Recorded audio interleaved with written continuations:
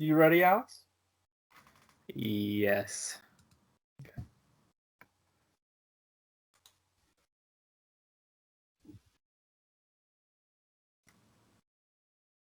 I don't have to re-record. What do you? Oh, I thought you were like frozen or something. No. You're just like completely still. Because hey I'm guys, waiting welcome for you. to another review here at Go Mango. No! As always, I'm host Cinder Blaze. With me today we have. Frozen Stratos. I'm Aresol. All right, and let's just jump right into this episode. And oh my god, you know, we had such a good streak of things going. Like I didn't like this episode that much, but honestly, when I look back at it, it's a recap episode in Saber, and it wasn't like the worst episode ever. Like when we were starting this episode, I was dreading it. I was like, "Oh my god, we're gonna go visit every bad plot point in this series." But then, they just kind of use it as like a refresher for like the mid-season point almost to kind of like move on to the next arc. And I felt like that was pretty good. It was like a really good split between like recap and like non-recap. Like if you're gonna have like a type of episode like this is probably the way to do it, honestly. Wow. Yeah. I gotta agree that like initially, I guess even like halfway through the episode, I wasn't too on board with it, but like getting to see the rest of it and having the benefit of hindsight, I think it was a pretty effective episode. Because like you get hit with the initial thing of like, oh no, we gotta watch all this again. But there was a lot of information that I needed told back to me. I needed a lot of this information again because it got thrown at us so quickly way early on, and it like rounded out a lot of the rough edges of the rest of it. Of the rest of the show, and keyed into some of the better bits. Not all of the some of the information given was clarification on stuff we probably should have known. Yes. Yes. Like how the villains create their books, or where they're getting their books from, which we kind of knew, but we got a little more. Mm-hmm. There's foundation. There's more foundation. There's a little bit, but not too much, because I felt like this reminds me a lot of the Time Jackers over in Geo, where they were just such a crucial part of the plot, but they would just never give us exposition. They never did, by the way. Because like they just didn't want to focus on it, and they're just having too much fun doing other things. And it felt really awkward because Saber's a very plot focused series, I would say. Sure. Because it's not focusing on a bunch of like anniversary and like fan servicey things. And I still don't like completely understand what the Megiddo are coming from, but I think they just kind of like they're kind of going at a pace fast enough that they're just like brushing it aside constantly, and they can at least keep us entertained with other things. What is Kento up to now? Oh, like they actually confronts Kenzan this episode and does kind of exactly what you would expect him to do, and for some reason Kenzan didn't see that coming at all. Like it was kind of baffling to see that scene kind of unfold, but it was still satisfying in its own way, because I really needed Kento to kick Kenzan's ass. Yes. Yes. Really bad. like it was like he kicked a dog and it just went like skimpering off in like this dark alley to go meet up with his ass afterwards, just so we can whimper and cry. I don't know why I'm going so far with that dog analogy, but just as far as it got punted. I really appreciated that Ren didn't immediately go to the side of I guess I'll call it the northern base crew now. Just because he has so much animosity toward Saber, and I'm glad it didn't just get like washed away immediately. Yeah. It makes sense that he would be like, "Oh, I'm leaving now," but I'm gonna go to Kento because Yeah. that's always been his motivation is just following him around.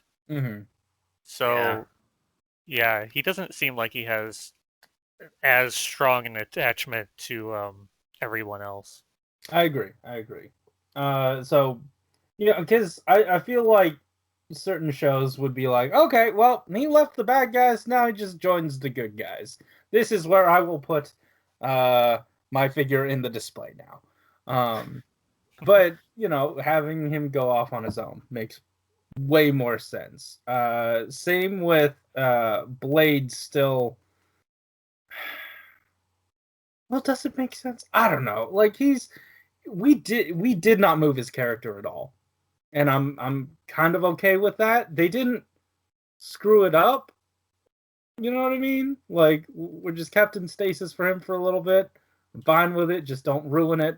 Come the next episode or two, we can figure out if they really screw up this plot point. But I'm fine not having them touch it. I think they lost a lot of the good faith they built up with me. Like his intro episode was pretty solid, and he's just been like really good for like the introductory episodes for the series. But he's just been so bad for the last 10 episodes that like every time I kind of like see him on screen now, it just kind of makes me cringe a little bit. Yeah. Hopefully, I think they're gonna like fix him a little bit up next episode because he's basically on Toma's side. That's why he was having that whole confrontation with Kenza in the first place. They're just kind of like ironing out how they're gonna be leaving the southern base. Yeah. They didn't go into it too much because we're just like dealing with other stuff, and like the other officials on the base were kind of like doing their own thing. By the way, this episode we found out that there was like 4 sages or whatever in sort whatever of logos. That's supposed to mean. Like it's stuff that we could have used way before. I'm not even sure if it's gonna be like relevant ever, honestly. Like it feels like just some flavor text. There's some of these guys like some acolytes or whatever. If you simply must know, there are these divisions within the organization, but like, well, I have been curious because there's clearly more members to the sort of logos, but there's only like 10 swords apparently. So are there more lesser swords, and these are like the big ones? Or I don't know. It'd be interesting to dive into them, but I would not put it past the show to like just gloss over that information. Yeah, and it definitely feels like there's some sort of like power scaling between the swords because there's no way like the sound-based one is like probably up to the level as like some of our ancient swords, like the Sword of Light and Darkness and stuff like that. Like I think that one was created a lot more recently as well, so that could also be a factor. Although we could also just like break Rekka, in the next 10 episodes and fix it up for the finale and have like a brand new spanking sword or something. Maybe. So also another thing, we knew Toma was an acclaimed writer, but did we know specifically what book got him to fame and like what? I mean, I feel like the book has been shown a lot. Yeah, that's true. Like when they were talking about it, it didn't feel like it came out of nowhere. Mostly because it just draws directly from the backstory you've been pounded over the head repeatedly. So just kind of like, oh yeah, that definitely happened. He might have written a book about it. Why not? So I was like, okay. It tied, like the parallel with his backstory was strong enough that it didn't really matter for me, because like when when May's kind of telling him to write a sequel to that book, it's also kind of like alluding to like the writers are gonna be focusing on that part of his story, seeing what is up with Luna. I think we're gonna be tackling that a little bit more in the upcoming arc. Although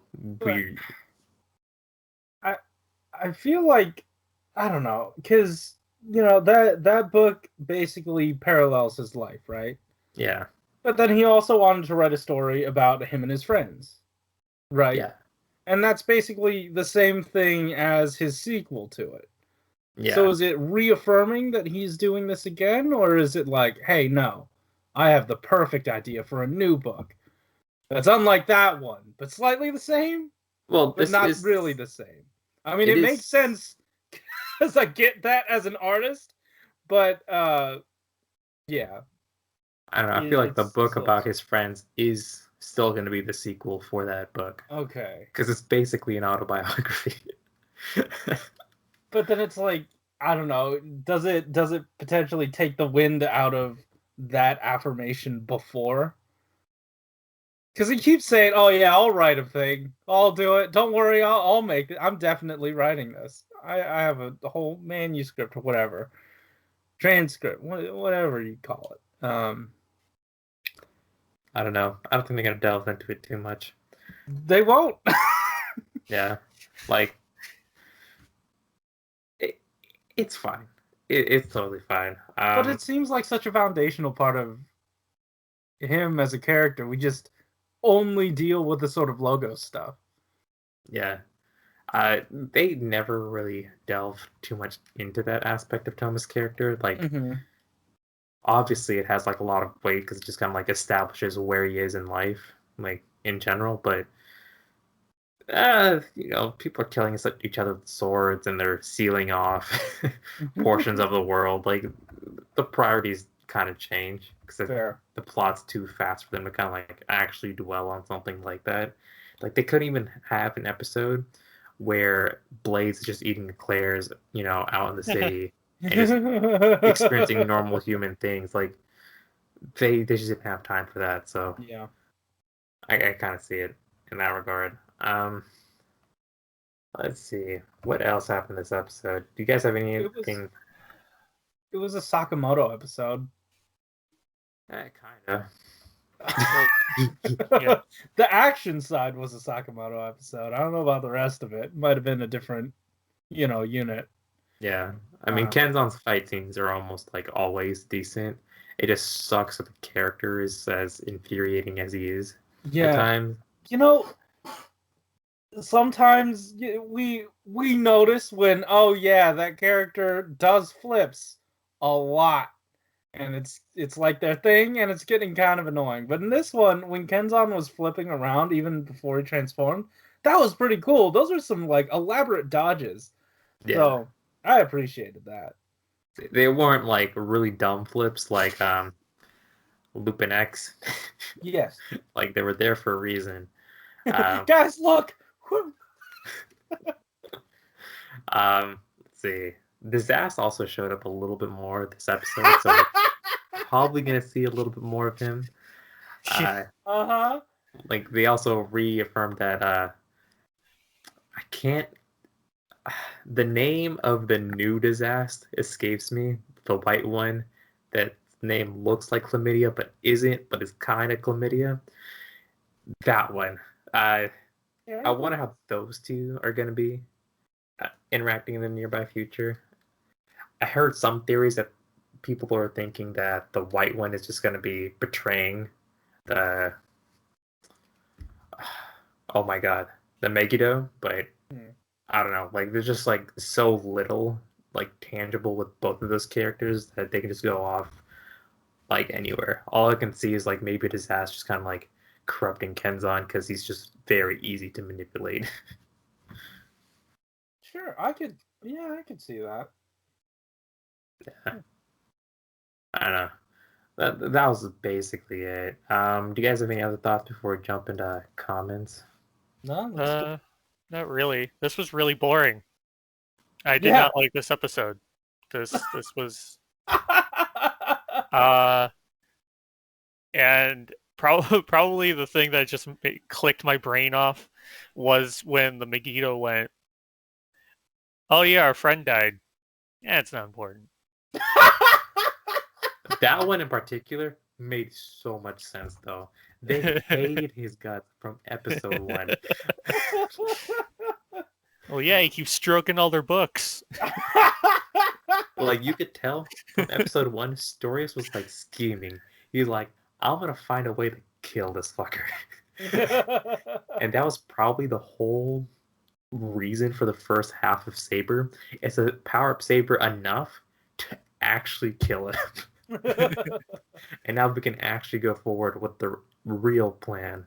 So, in my head, that's how the story is going. The story is progressing, yeah.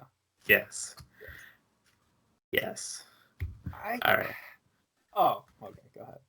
Oh, no, I don't have anything else to say. I was just going to jump in a comment unless you something to add. I just, it irks me whenever villains just like, you don't know their plan and everything seems to fit into their plan, and it feels like the writers are just biding their time to figure out what the hell their plan is while stacking up all these inconsistencies in their potential plan. And once we figure it out, it'll be very simple, very stupid, and we're not gonna like it. Yeah, that reminds me of something else, but I see it mentioned in the comments somewhere, so we're just gonna get to it once we get there. Okay. Anyways, what's the first one you have up? You have Gavin? I mean, I'll throw them up. I'm editing, so. All right, I'm just gonna go run through them all now. Okay, so Neo Gavin says, "I can't believe last episode and this episode are directed by Sakamoto because I didn't feel anything great from the latest 2 episodes. I didn't know last episode was. I wasn't. Yeah. Next episode's Kamen Durandal using the sword time is coming. I think he is Falcon opponent for next time because their power is opposite each other. Durandal, time and water, Falcon, space and fire. Yeah, they're also like both bluish, so I could definitely see them fighting each other. What? Falcon? Falcon's orange. We haven't seen him yet. We haven't met that dude yet. He's a never mind. Dude. Sorry, I just assumed that he was. Oh my god, never mind. I misread that. Anyways, Muhammad says, "I can't wait for next episode because of Rincho X May moment and also Blade's final form. I saw how it looks and it looks awesome, and I can't wait for it to be debuted." And it looks like Ren is going to the dark side and becoming a monster in order to get stronger with the help of Disaster. I think it fits because he's the type of whiny son of a bitch writer in this series, like Ryugen from Gaim and Liango from Blade. Hey, that disrespect on Ryugen. Deserved, but still.